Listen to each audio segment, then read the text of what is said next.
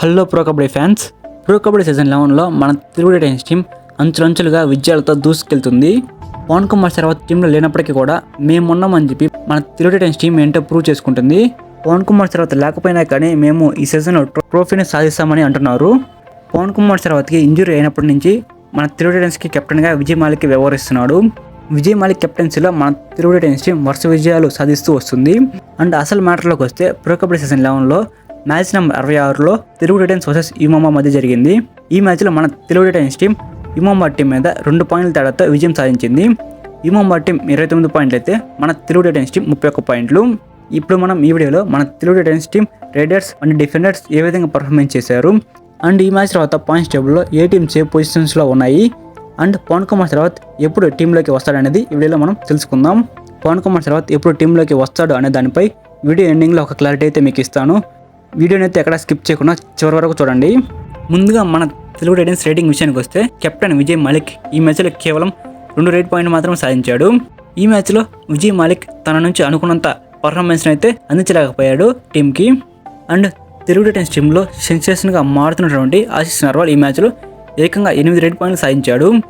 Telugu Titans యొక్క third rider అయినటువంటి మంజిత్ ఈ మ్యాచ్లో 4 రేట్ పాయింట్లు సాధించాడు.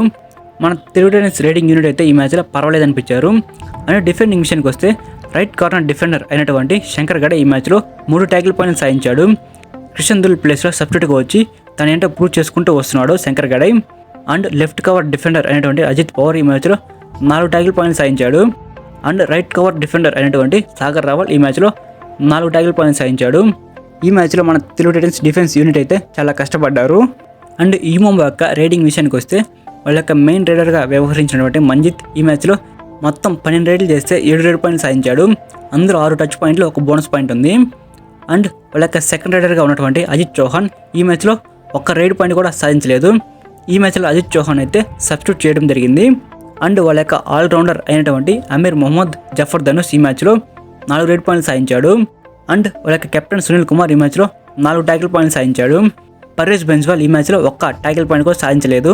అండ్ వాళ్ళ యొక్క రైట్ కార్నర్ డిఫెండర్ అయినటువంటి రింకు నర్వాల్ ఈ మ్యాచ్లో 2 ట్యాకిల్ పాయింట్లు సాధించాడు. అండ్ లెఫ్ట్ కార్నర్ డిఫెండర్ అయినటువంటి షోంబీర్ ఈ మ్యాచ్లో 3 ట్యాకిల్ పాయింట్లు సాధించాడు. ఈ మ్యాచ్లో యుమోమా యొక్క రేటింగ్ అండ్ డిఫెండింగ్ యూనిట్ అయితే ఈ విధమైన పర్ఫార్మెన్స్ అయితే అందించారు. అండ్ ఫస్ట్ హాఫ్లో ఏ టీం కూడా ఒకసారి కూడా ఆల్అౌట్ అవ్వలేదు. అండ్ సెకండ్ హాఫ్ విషయానికి వస్తే మన తెలుగు టైటన్స్ టీం యుమోమా టీంని ఒకసారి ఆల్అౌట్ చేసింది.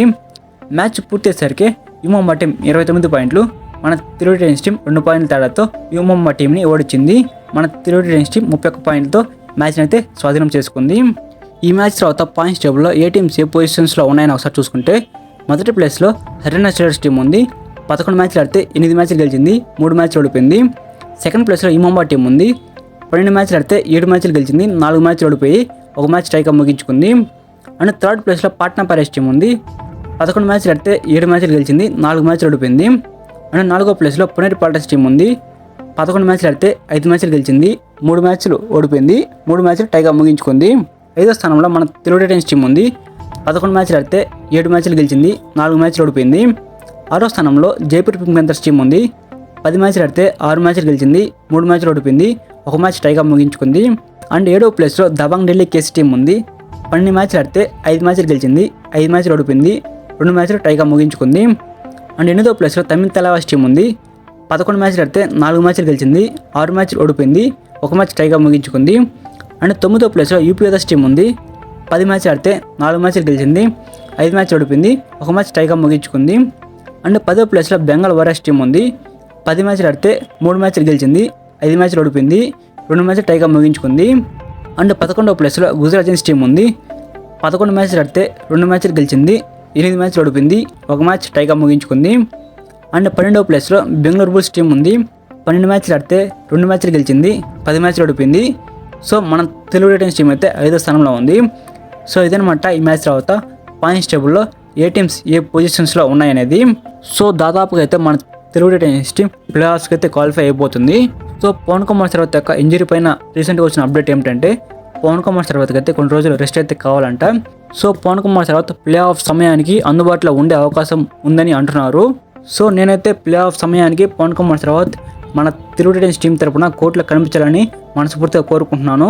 సో దీనిపైన మీ అభిప్రాయం అయితే కింద కామెంట్లో తెలపండి. So Pawan Kumar Sharat fans and మన తెలుగు టైటన్స్ ఫ్యాన్స్ ఎవరైతే ఉన్నారో వీడియోకి లైక్ చేసి సో డైలీ ఇలానే మ్యాచెస్ యొక్క రివ్యూ తెలుసుకోవాలంటే మన ఛానల్ని సబ్స్క్రైబ్ చేసుకొని పక్కన ఉన్న బెల్ సింబల్ ఆన్లో పెట్టుకోండి. Thank you for watching my video. Have a nice day guys.